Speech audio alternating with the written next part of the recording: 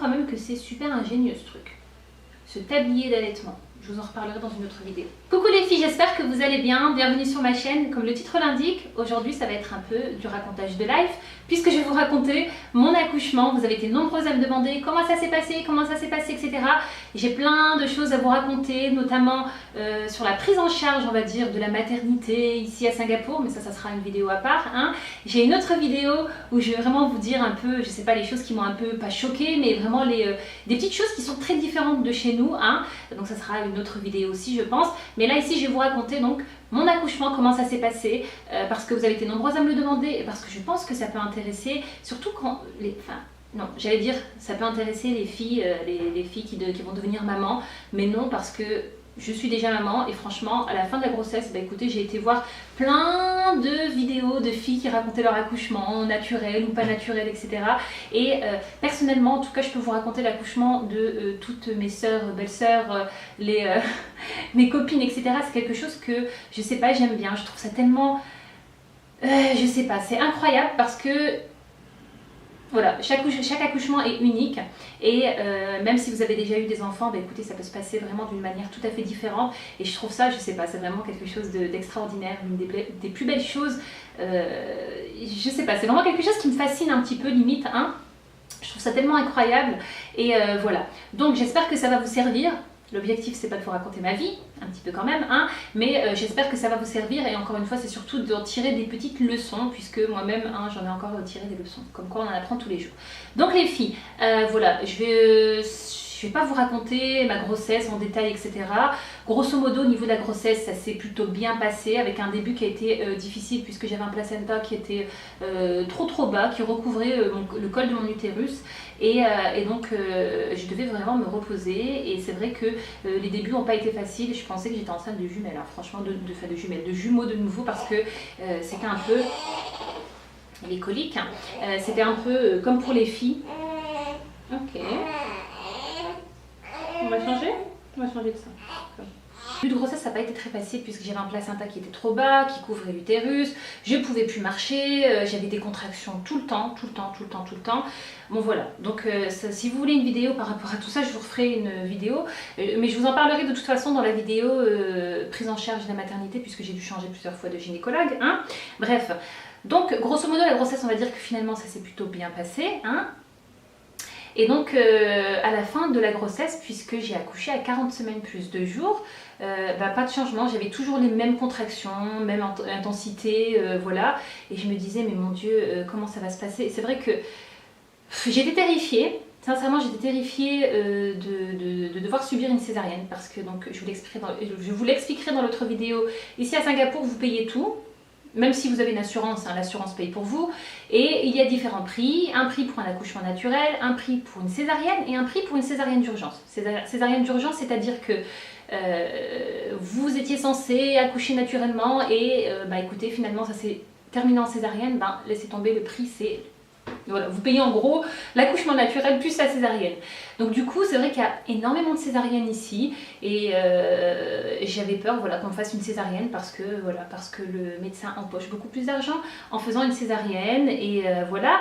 Donc j'étais vraiment, voilà, je flippais par rapport à ça. Je me disais, mais mon Dieu, surtout qu'à chaque fois, quand je discute avec les personnes qui me disent, mais ici, les jumeaux, vous les avez eu comment, donc naturel?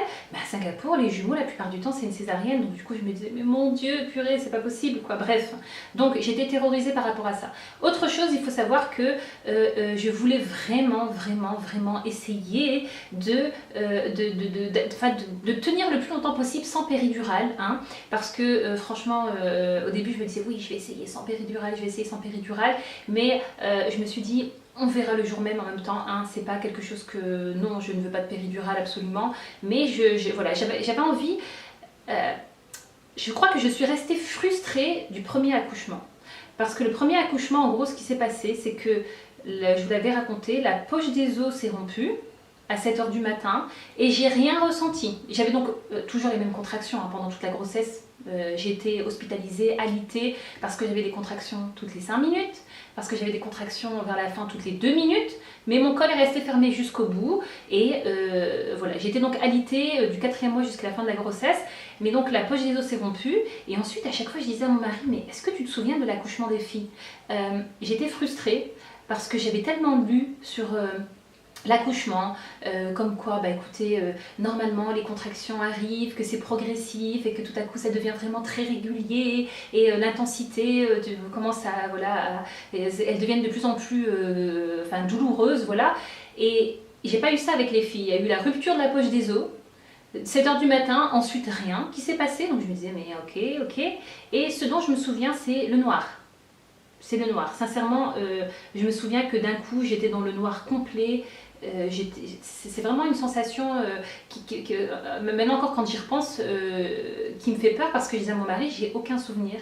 Je me souviens juste que j'étais comme dans une pièce toute noire, toute seule. J'avais très très mal. Donc il n'y a pas eu de progressivité, enfin de progression, pardon, il n'y a pas eu de progression ni quoi que ce soit, ça a été boum, voilà. Et après ça s'est passé très très vite et donc du coup de toute façon j'avais la péridurale puisque pour l'accouchement de jumeaux, en tout cas à Bruxelles, on m'a demandé de faire une péridurale au cas où il y a un problème avec le deuxième et qu'il fallait intervenir. Donc d'ailleurs pour les accouchements, pour les grossesses pardon, gémellaires, pour les accouchements de jumeaux, vous avez l'anesthésiste qui reste avec vous, hein, qui est là au cas où il faut intervenir.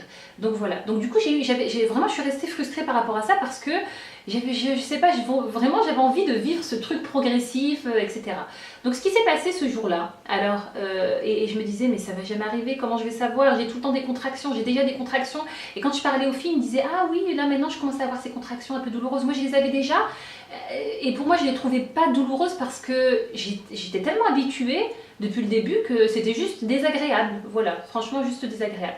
Et donc vendredi, il y a 2 semaines, donc le vendredi 28, j'allais dire octobre mais non, le 28 septembre, vers 13 h, donc c'est marrant hein, parce que ce jour-là j'avais rendez-vous chez la gynécologue à 17 h, étant donné que j'avais dépassé mon terme, 40 semaines plus 2 jours, donc elle m'avait proposé de faire un décollement des membranes à 39 semaines. J'ai dit non, écoutez, j'ai envie de tenir un maximum, on va attendre 40 semaines, je suis plus à 1 semaine près, et après 40 semaines, bah écoutez, on va attendre peut-être 41 semaines, on va voir, bref, voilà.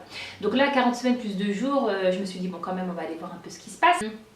Vers je sais plus quelle heure, midi, j'ai dormi cette matinée-là, heureusement d'ailleurs, hein, vers midi j'ai commencé à avoir des contractions, mais ça allait encore, et ensuite à 13 h j'ai commencé à avoir des contractions toutes les 5 minutes, donc les mêmes contractions, vraiment la même sensation que j'avais depuis le début de la grossesse, mais là c'était toutes les 5 minutes, alors qu'habituellement c'était, j'en avais énormément dans la journée, mais c'était pas du tout régulier, c'était genre une contraction, puis 1 heure après une autre, puis 30 minutes une autre, puis 5 minutes, voilà, c'était vraiment, c'était assez anarchique, mais là c'était vraiment toutes les 5 minutes de 1 h à 14 h, voilà, toutes les 5 minutes. Donc j'ai commencé à noter. Je me souviens, j'étais sur mon PC en train d'essayer de travailler, j'envoie un message à mon mari, je lui dis mais j'ai des contractions toutes les 5 minutes. Et il me dit ah c'est peut-être ça y est quoi, c'est peut-être pour aujourd'hui. Je lui dis non, je sais pas, de toute façon j'ai toujours des contractions.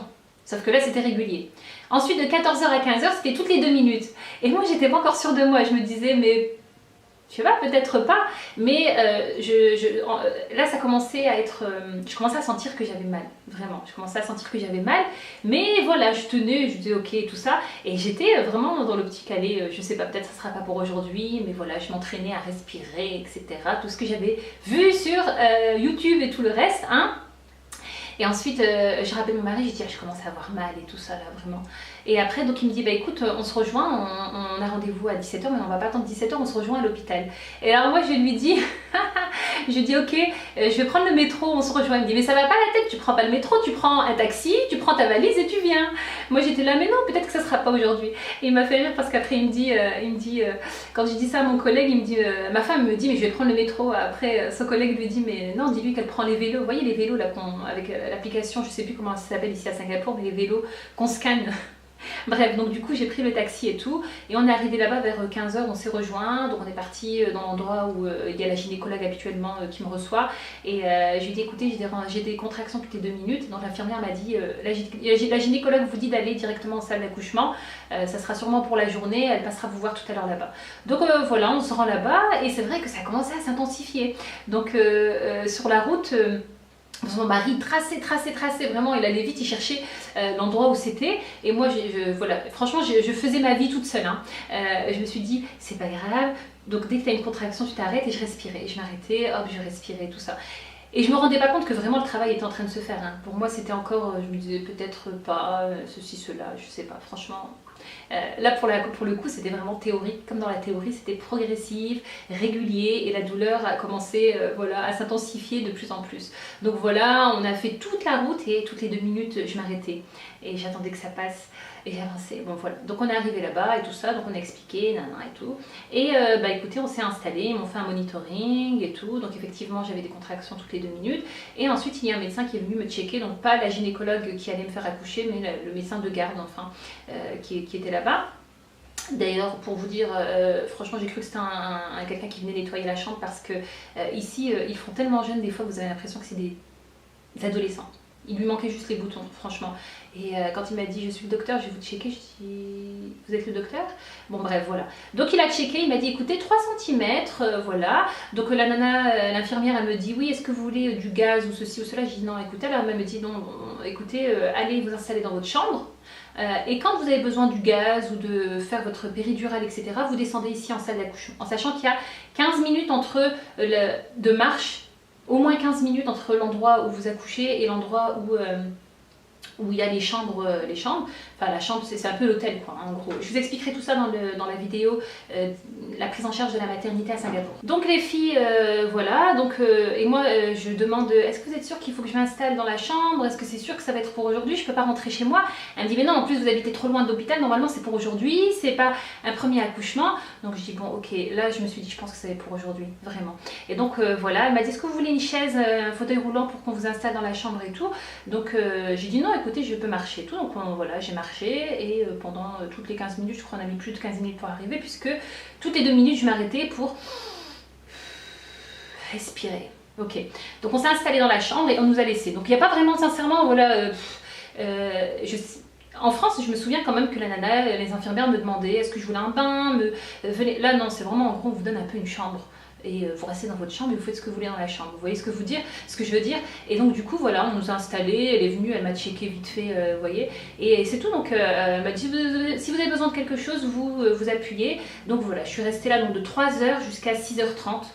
Contraction sur contraction sur contraction, et là ça devenait de plus en plus douloureux. Et là dans ma tête je me suis dit, mais punaise, cette théorie là, toute cette théorie, tout ce que j'ai entendu sur, vous voyez, prenez ces positions là, roulez avec le ballon, machin, tout ça, après ça dépend vraiment des femmes, chacune supporte différemment la douleur, chacune, on n'est pas pareil, je crois qu'on vraiment chacune, la tolérance à la douleur, on n'est pas égal par rapport à ça, hein. Et franchement j'étais vraiment c'était très marrant parce que mon état d'esprit, j'étais vraiment comme dans l'état d'esprit d'un sportif. Quand je voyais que la contraction allait arriver, je me disais allez, une en plus, allez, j'étais prête, franchement j'étais au taquet quoi, j'étais prête pour la prochaine et j'essayais vraiment de respirer, je gérais ça plutôt pas mal franchement, sauf qu'à un moment donné après, franchement c'était trop douloureux sincèrement. Donc là l'infirmière elle est venue et tout ça parce que vraiment c'était hyper douloureux, donc alors elle me dit attendez venez monsieur, on va masser le dos. On ne pouvait pas me toucher ni rien, sincèrement. Vous voyez quand on dit oui, essayez de, comme je vous disais, utiliser le ballon, faites ceci, faites cela, faites-vous masser. Il y a des femmes pour qui ça marche, hein, mais sincèrement moi, quand j'avais tellement mal qu'il fallait qu'on me foute la paix et qu'on me laisse le temps que ça passe et qu'on ne me touche pas ni quoi que ce soit. Donc voilà, j'étais arrivée à ça à la fin et là j'ai dit à mon mari il faut qu'on descende, c'est pas possible là, ça y est, je pouvais plus. Bien sûr là elle m'a proposé le fauteuil et j'ai pas dit non, heureusement, hein. Donc elle m'a proposé le fauteuil et en plus ce que j'ai pas aimé c'est que c'était très loin donc de la salle d'accouchement et donc on se promenait dans l'hôpital, il y avait plein de gens et je sais pas, j'ai pas aimé le fait de me sentir, voilà, d'avoir ces contractions. À chaque fois que la contraction arrivait, je disais please can you stop, wait, voilà, j'avais pas envie d'être, elle était là en train de pousser et moi avec la contraction je disais non, vous arrêtez quand j'ai une contraction, vous arrêtez, vous me laissez. Donc à chaque fois toutes les 2 minutes elle s'arrêtait, donc voilà, et les gens regardaient, bon voilà, excusez-moi, je décroche vite fait. Regardez, je sentais qu'ils regardaient et dès que la contraction arrivait, je disais please mettez-vous sur le côté, sur le côté. Mais à la fin, franchement, vous n'avez plus rien à cirer de ce qui se passe autour de vous. Je me souviens juste qu'à un moment dans l'ascenseur il était blindé. Et je me suis dit, punaise, la contraction elle arrive. Et il y a plein de monde, il y avait je sais pas combien de personnes dans l'ascenseur. Et je me souviens juste qu'après la contraction, il n'y avait plus personne dans l'ascenseur. Et mon mari m'a dit, t'as balancé ton... Enfin, je ne crois même pas que j'avais un foulard, j'avais mis un genre de bandeau. Il m'a dit, t'as balancé le bandeau, machin et tout ça et tout. Je dis, tant pis. En plus, il m'a dit, et ça m'a fait rire parce qu'il m'a dit... Il m'a dit, il fallait voir la tête parce qu'il y avait plein de malais. Il m'a dit c'était plein de malais dans l'ascenseur avec leur hijab et tout ça et tout. Et je crois que c'est pour ça qu'ils sont descendus à l'arrêt d'après et qu'ils m'ont laissé tout seul dans l'ascenseur. Bon bref, donc vous voyez comme quoi maintenant j'en rigole, mais sur le coup, ben, franchement je voyais rien du tout. Hein. Donc on est arrivé là-bas et quand on est descendu et tout ça, on me recheck et là j'étais à 7 cm. Donc j'étais les filles à 7 cm et moi j'étais encore dans ma théorie, je me suis dit 7 cm, il me reste 3 cm et je sais que les 3 derniers centimètres c'est les plus douloureux puisque là vous avez plus de moments de répit. Là vous avez environ 2 minutes, c'était pas 2 minutes sincèrement, c'était quand même plus rapproché, mais vous aviez un petit moment de répit durant lequel vous, voilà, je veux dire, je redevenais normale et je pouvais communiquer. Hein. Là je me suis dit purée c'est pas possible. Et là elle me dit madame vous devez vous décider maintenant si vous voulez la péridurale puisque après on pourra plus la faire puisque vous pourrez plus... vous serez dans la douleur constante, donc on ne pourra pas vous poser la péridurale. Et là, j'ai paniqué. Sincèrement, j'ai eu un grand moment de panique. Je l'ai faite, hein, la péridurale, je vous le dis tout de suite, pas de mystère. Et je dis à mon mari, qu'est-ce que je fais, nanan, et tout ça, et tout. Je dis, je suis bientôt à 7, ça y est, il reste plus grand-chose, nanan, et tout ça, et tout. Il me dit, je sais pas, c'est comme toi tu veux, comme tu sens, est-ce que ça va, nanan, et tout ça. Donc j'ai dit, non, c'est bon, je vais pas la faire, et tout ça. Donc j'ai dit, non, une note et tout. Et dès que la contraction arrive, je dis, please, appelez l'anesthésiste, appelez l'anesthésiste. J'étais bon, voilà. Donc mon mari m'a dit, non, mais laisse tomber. Il me dit, après, dès que la douleur bien sûr passait, je disais, ah non, c'est bon, et tout, c'est pas la peine, et tout ça. J'étais arrivée à un stade où je ne gérais plus rien. Et c'est là que j'ai eu peur.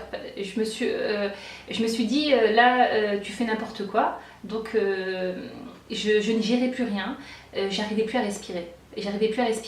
Donc, jusqu'à présent, voilà, comme je vous disais, quand il y avait la contraction, j'essayais vraiment de respirer. Là, j'arrivais plus. J'étais comme ça.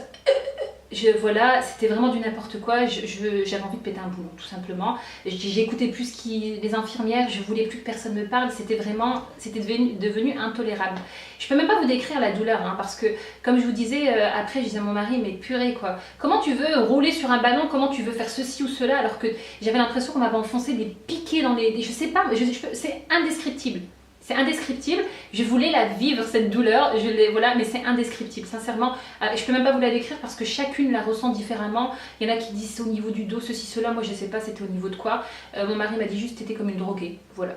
T'étais comme dans un monde, il m'a dit t'étais comme, je sais pas, il m'a dit tu regardais ailleurs, mais je savais ce qui se passait autour de moi, mais j'étais dans un état second, bon bref. Les filles. Donc j'ai dit non et tout, donc voilà. Et elle me disait madame il faut vous calmer parce qu'en plus il faut qu'on fasse vite, il faut que l'anesthésiste elle va vite arriver, tout ça. Et ils ont commencé à me faire paniquer parce que je me suis dit si elle se dépêche pas, je me suis dit mais comment je vais terminer vu l'état dans lequel je suis, j'écoute plus personne, j'arrive plus à respirer, je ne gère plus rien, comment ça va se passer. Et j'avais tellement peur, je me suis dit je me suis imaginé que ça se termine en césarienne, en ceci, en cela. Je me suis dit non, j'ai à mon mari, il faut que je me calme, je vais la faire cette péridurale comme ça, voilà. Donc l'infirmière, l'anesthésiste elle est arrivée. Donc en France on rencontre l'anesthésiste avant, ici non pas du tout, donc elle arrive et elle commence à expliquer sa théorie. Donc vous avez le gaz et moi je criais do it, faites-le. Heureusement que je parlais aussi en français, bien sûr j'ai pas insulté, hein. Non quand même pas, hein. J'avais encore... mais je parlais à mon mari, je lui disais mais qu'est-ce qu'elle me raconte, il faut qu'elle le fasse. J'avais tellement peur qu'elle me dise madame ça y est, ça, voilà, c'est pas possible, vous arrivez pas. Je voulais juste qu'entre deux contractions elle me fait cette péridurale, voilà. Et quand elle a vu qu'elle pouvait pas me parler ni rien, elle a dit bon bah monsieur je vais vous expliquer à vous. Et elle était là en train de lui expliquer, bref. Et donc elle me disait ne bougez pas, mais comme pour mes filles, vous voyez j'avais tellement mal que moi la péridurale on me l'a fait, vous voyez je bouge pas parce que je voulais juste qu'on me la fasse et que je termine avec cette douleur insupportable. Donc voilà, donc elle m'a fait cette péridurale. Voilà, donc ce qui est génial ici, je sais pas comment ça, en France je pense pas que ça marche comme ça, mais elle m'a dit écoutez on va faire la péridurale. Je lui ai bien dit, entre deux contractions bien sûr, quand de nouveau j'étais moi, hein, ne me faites pas les jambes de plomb parce que pour mes filles j'ai rien senti du tout. Voilà, quand il y avait une contraction il fallait qu'elle me le dise, j'ai rien senti du tout. Donc elle m'a dit non vous inquiétez pas, on met juste ce qu'il faut et en plus de ça quand votre gynécologue va venir, elle va débrancher pour que vous puissiez pousser quand c'est le moment de pousser. J'ai dit ok d'accord. Et franchement elle a été bonne. vraiment. Donc elle m'a fait la péridurale. Alors bien sûr, j'ai senti encore les premières contractions. Je disais à mon mari, purée, comment ça se fait? Et donc elle me disait, mais madame, il faut attendre le temps que ça agisse. Et donc voilà, et après, ce qui s'est passé, c'est que j'ai continué à sentir les contractions. Oui, vraiment mon ventre. Parce que je disais à mon mari, c'est bizarre parce que les gens disent que c'est une vague, mais moi j'ai l'impression que c'est une montagne la contraction. Vous voyez, c'est... Ouh, ça monte, ça monte, ça monte, vous arrivez au sommet et pouf, ça redescend. Et donc je sentais tout ça dans mon ventre, je sentais, mais sans la douleur de dingue. Et donc je disais à mon mari, mais je sens encore le... Et je savais dire à chaque fois que j'avais une contraction. Donc le médecin il me checkait, il m'a dit vous êtes toujours à 7.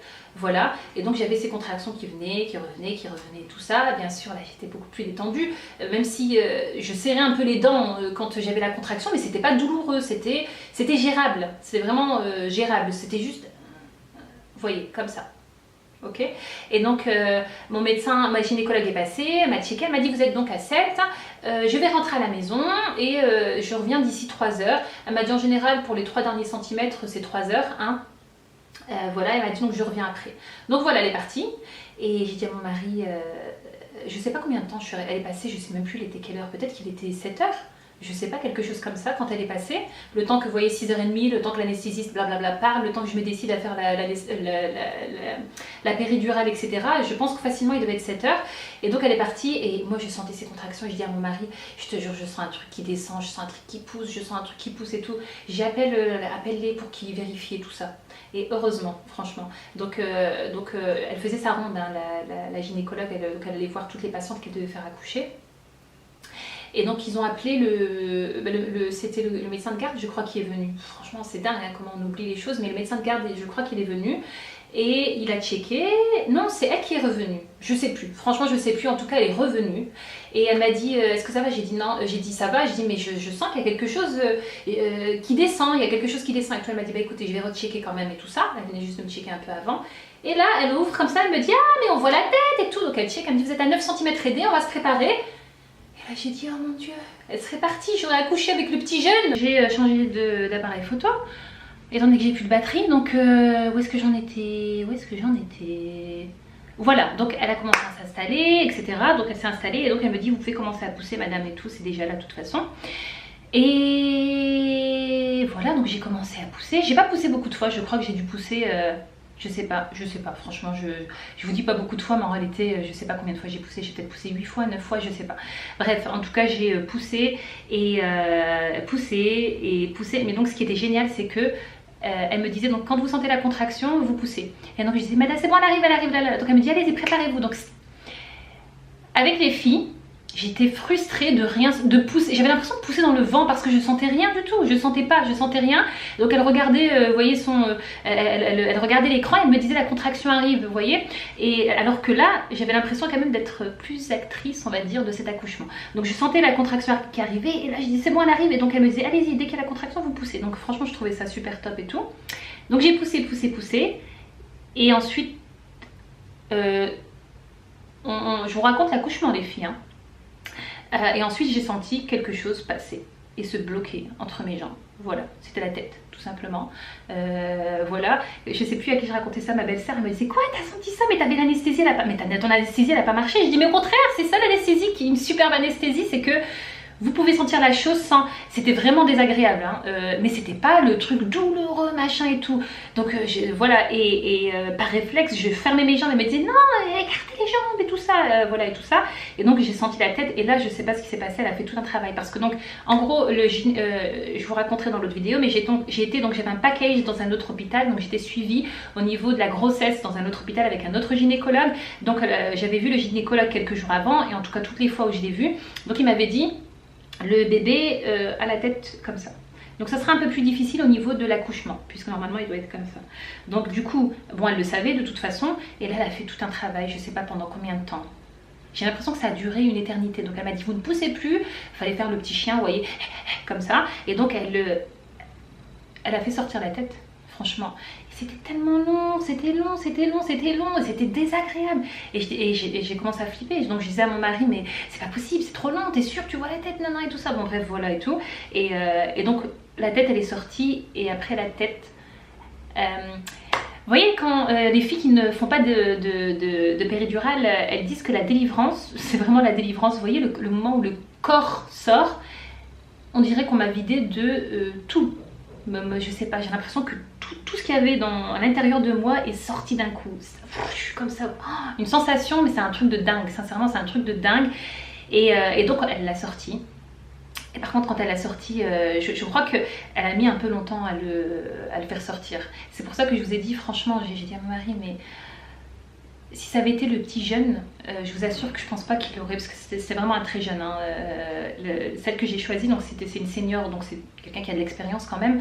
Je pense qu'il ne m'aurait passé en césarienne, ou je sais pas ce qui se serait passé, puisque déjà, je vais vous raconter la suite, mais donc quand elle l'a fait sortir, il a pas pleuré, moi j'étais là en train de me dire mais pourquoi il pleure pas, et elle a pris les ciseaux, elle avait coupé le cordon, après elle a dit à mon mari vite coupez le cordon, donc il a coupé en vitesse, mais vraiment en vitesse, elle l'a vite donné au pédiatre qui était là, et ils ont retiré du liquide, et ça se voyait qu'ils avaient du mal à retirer, je crois je sais pas ce qui s'est passé, il avait trop de liquide ou je sais pas quoi, et tout de suite ils l'ont mis sous une cloche à oxygène. Donc du coup en gros, j'ai même pas vu sa tête, hein, j'ai pas vu la tête de mon bébé, j'ai juste senti tout qui est sorti comme ça. J'ai touché son bras ou sa jambe, je sais plus. Voilà, j'étais en panique, franchement. Et donc, elle m'a dit oui, ça va et tout ça et tout. Il s'occupe de lui, vous inquiétez pas. Et donc, ils l'ont mis sous cloche pendant 30 minutes. Pendant 30 minutes, donc elle en a profité pour recoudre. J'avais juste 2-3 points donc à recoudre. Et à vider tout, donc le placenta, machin. Donc, rebelote quand le placenta il sort. Bon, c'est pas comme le bébé, mais franchement, c'est aussi. Vous sentez. Voilà. Ok. Je vous dirai la différence avec Singapour, avec la France. En France, on voit pas tout ça. Ici à Singapour, mais je vous en parlerai dans l'autre vidéo. À Singapour, le placenta, vous le voyez, on présente tout ça, on met tout ça dans une belle assiette, hein, et on vous le propose à la fin si vous voulez le récupérer à la maison. Je vous raconterai tout ça, hein. Mais donc voilà, et donc 30 minutes, et moi je disais mais vous pouvez pas me le ramener, je voulais faire le pot à pot, machin, et je voulais, voilà, franchement j'étais frustrée, sincèrement j'étais vraiment frustrée et tout ça. 30 minutes, donc le pédiatre revient de nouveau, il dit bah il a un peu de mal à respirer, on va encore leur mettre 30 minutes sous oxygène, donc j'attends, et tout ça. De toute façon je devais rester en observation en bas, voilà. Je dis mais c'est pas possible et tout ça, je dis vous pouvez pas me le ramener à côté, elle m'a dit non et tout, on doit le laisser sous la cloche, et tout ça, donc voilà. Et finalement donc le pédiatre il revient, il dit écoutez on va le ramener en néonate, on va le mettre sous couveuse un petit peu, hein, on va le mettre un petit peu sous couveuse. Donc j'ai accouché, il était 8h10, 20h10 et ils l'ont pris, donc ils m'ont dit bah, vous remontez dans votre chambre, on va vous installer dans votre chambre. Et je dis au moins est-ce que je peux le voir, juste au moins. Et donc juste avant de le ramener en couveuse, ils me l'ont donné 2 secondes, donc j'ai pu lui faire des petits bisous machin vite fait, mais vraiment ça a duré 5 secondes quoi, 5 secondes et ils l'ont pris. Voilà, donc je suis montée en haut et bah écoutez, je vous raconte pas le stress que c'était. De 9h du soir jusqu'à 1h du matin, puisqu'il est resté donc 9h, 10h, 11h, midi, 1h. Il est resté environ 3 heures sous couveuse. Il est resté 4 heures, mais la dernière heure, ils ont enlevé l'oxygène pour voir s'il tenait tout seul. Voilà. C'est dingue parce que, vous voyez, des fois, moi j'étais vraiment dans la césarienne, il faut pas que je fasse de césarienne, j'ai trop peur de la césarienne, machin, j'étais dans ceci, cela, et j'ai pas pensé une seconde à l'éventualité, à cette éventualité-là. Et j'étais là en train de me dire, mais punaise, on n'a pas fait de peau à peau, j'arriverai pas à l'allaiter, je l'ai pas encore mis au sein. S'il reste en néonate, comment je vais faire? Moi je sors dans 2 jours, dans 1 ou 2 jours, comment je vais faire pour l'allaitement? Voilà, toutes ces questions, etc. et tout ça. Et finalement à 1h du matin, ils me l'ont ramené enfin dans la chambre. J'ai pu essayer de lui donner le sein, etc. Et Dieu merci, ça s'est bien terminé. Voilà, mais comme je dis toujours à mon mari, c'est dingue, hein, mais moi j'ai toujours été comme ça. Grossesse, accouchement, ça a toujours été quelque chose de... Oui, c'est un événement heureux, mais pour moi ça a toujours été quelque chose de stressant parce que on ne sait jamais comment ça se termine. On ne sait jamais comment ça se termine et c'est une source d'inquiétude. Vous voyez, quand vous êtes enceinte, voilà, à chaque fois que vous allez voir le médecin, vous dites ah, j'espère que tout va bien. Le 5e mois, quand on fait la big échographie, qu'on regarde tout, on se dit j'espère que tout est bien, qu'il n'y a pas de malformation. Vous voyez, quand l'accouchement il arrive, vous dites j'espère que ça va bien se passer pour moi, j'espère que ça va bien se passer pour lui. Et je flippais, je me disais ça va être comme pour les filles. Je suis restée 12 jours à l'hôpital, j'ai fait une prééclampsie. Prééclampsie, c'est ce que le médecin vérifie à la fin de la grossesse quand il check à chaque fois l'urine, etc. C'est pour éviter justement la prééclampsie. En gros, votre placenta devient toxique et c'est très dangereux pour vous. Hein. Et donc du coup, moi j'avais fait une prééclampsie à la fin, heureusement, c'était à la fin de la grossesse, quoi. Voilà. J'avais fait une hémorragie, donc du coup c'est vrai que je me disais oh mon dieu qu'est-ce qui va se passer, et finalement j'ai pas eu d'hémorragie cette fois-ci, j'ai pas eu de prééclampsie. Par contre Rania était restée quand même une nuit sous cloche hein, en néonat. Quand j'y repense, quand on était à Bruxelles, mais je sais pas, c'est bizarre parce que je pense que comme j'avais les deux, je suis montée avec les deux en chambre, et ensuite le pédiatre pendant la nuit il est passé et il a dit écoutez on va la prendre un petit peu quand même, on dirait qu'un peu de mal à respirer, on la prend pendant la nuit. Je sais pas, peut-être que le fait que j'étais aussi avec Mariam ça allait, mais là le fait que, je sais pas, quand je suis remontée dans la chambre et que j'étais toute seule sans le bébé, je me suis dit mais tout ça, j'ai galéré tout ça et j'ai rien... Vous voyez ce que je veux dire? Vraiment, je me sentais vraiment très mal. Je me suis sentie très mal et j'ai pensé franchement aux mamans voilà, qui doivent accoucher des bébés morts, les mamans qui perdent leurs enfants. Je me suis dit, mon Dieu, je peux pas imaginer la souffrance que ça peut être, la douleur que ça peut être. Donc voilà, finalement, ça s'est très bien terminé. Et comme quoi...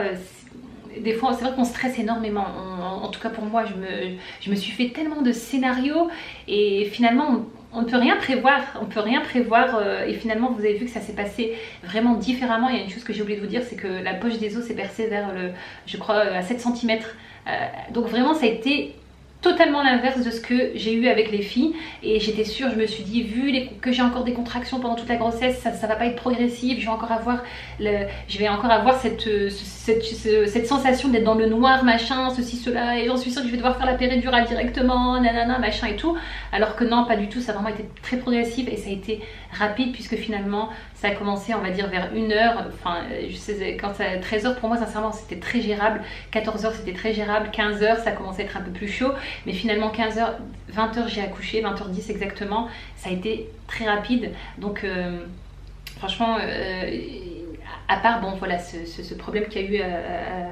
c'est vrai que ça aurait été parfait si le bébé serait sorti, aurait pleuré directement et qu'on l'avait mis contre moi, etc.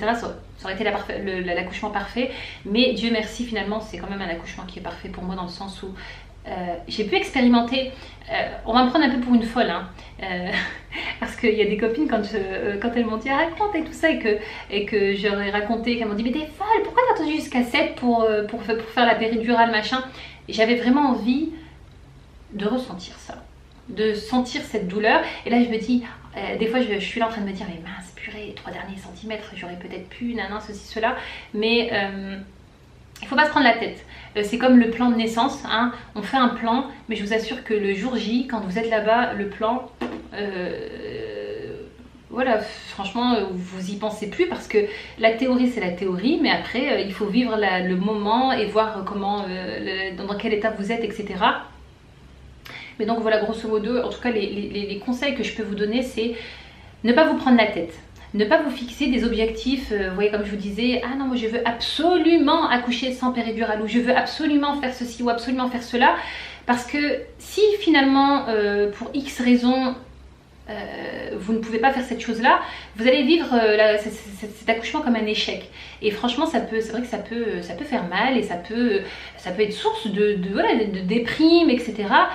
Donc du coup il faut vraiment évaluer la situation au fur et à mesure. Comme je vous disais, moi j'étais à un moment donné, je veux absolument expérimenter sans la péridurale, et après au fur et à mesure que ça avançait, je me disais mais finalement le plus important pour moi c'est quoi? J'ai vraiment peur pour j'ai pas envie de faire une césarienne, j'avais vraiment peur de la césarienne, mais je vous assure que je me souviens c'était pareil pour mes jumeaux, pour les jumelles pardon, et que je me souviens que pour Rania elle a vraiment eu du mal à sortir, hein. 30 minutes d'intervalle entre les deux c'est énorme. pour les jumeaux normalement ils disent que le premier trace le chemin pour le deuxième, puisque 5, 6, 7, 8 minutes il sort. Moi c'était 30 minutes à repousser, et à la fin je vous assure que je disais, moi qui est anti-césarienne machin, je disais à la gynécologue mais faites la césarienne, j'en avais plus rien à cirer, je voulais juste que ça s'arrête et que voilà. Donc vous voyez, il y a des choses on se dit non, on veut pas, mais je vous assure que quand vous voyez que, je sais pas moi, la vie de votre bébé est en danger, ou quand vous sentez que ça y est, vous ne pouvez plus, ben vous êtes plus là à vous dire ah attends, mon plan de naissance c'était quoi, mon objectif machin. Non, vous êtes là juste à essayer de trouver la meilleure solution pour votre enfant, quoi. Voilà. Donc comme je vous disais, franchement voilà, il faut se relaxer, on va dire, et essayer de se dire allez, je vais essayer de faire de mon mieux, on verra comment ça va se passer, etc. Voilà, en tout cas. Mais après, bon, ici à Singapour, je vous assure que le plan de naissance c'est quand même quelque chose d'essentiel, parce que comme je vous disais, la prise en charge est différente. On est un peu comme dans le système américain, donc du coup, bah écoutez, c'est vrai qu'il y a des choses qu'il faut mettre au clair, en tout cas avec votre gynécologue.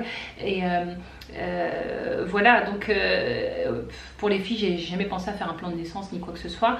C'est vrai que là, j'ai trouvé que c'était intéressant, mais en même temps, je rigolais, je disais à mon mari, mais purée, tout ce que j'ai noté, je veux prendre la position que je veux ceci, je veux pouvoir marcher, je veux pouvoir ceci, cela. Quand j'avais des contractions et que j'avais mal, je voulais juste qu'on me foute la paix, qu'on me laisse faire ce que j'avais envie de faire, et voilà. Donc, il y a toujours la théorie, ce qu'on veut, ce qu'on s'imagine, ce qu'on désire, etc. Et ensuite, il y a le moment, le vrai moment J, où vous voyez, vous êtes là avec vos émotions, vous êtes là avec tout ce qui se passe. Et je pense que, voilà, comme je vous disais, il faut vraiment essayer, vous faire confiance. Moi, franchement, quand j'ai voulu faire la péridurale, je sentais que je ne pouvais plus. Après, peut-être que j'ai tort, mais en tout cas, moi, à ce moment-là, je me suis dit, si tu la fais pas, déjà là, tu fais n'importe quoi. La fin de, enfin, ces dernières heures là qui restent, ces dernières heures, je savais pas combien de temps ça allait durer, ça va être de la folie, et j'avais pas envie, j'avais envie franchement j'avais envie de vivre cet accouchement de manière sereine. Là c'était vraiment, je vous disais, mon mari il pouvait pas m'approcher, plus personne, voilà, j'étais dans un état, c'est dingue, franchement c'est dingue, mais c'est dingue. C'est dingue, et en même temps, comme je vous disais, ce qui est beau dans tout ça, c'est que cette douleur elle est utile, et que vous vous dites que oui ça fait mal, mais que là ça descend, le bébé il est en train d'arriver, etc. Après je sais qu'il y a des personnes pour qui restent dans cette phase de cette période de travail des heures et des heures et des heures et des heures. Je sais pas, franchement je trouve que les femmes on a vraiment je sais pas, cette force. C'est dingue hein, de supporter cette chose, c'est insupportable, sincèrement c'est insupportable.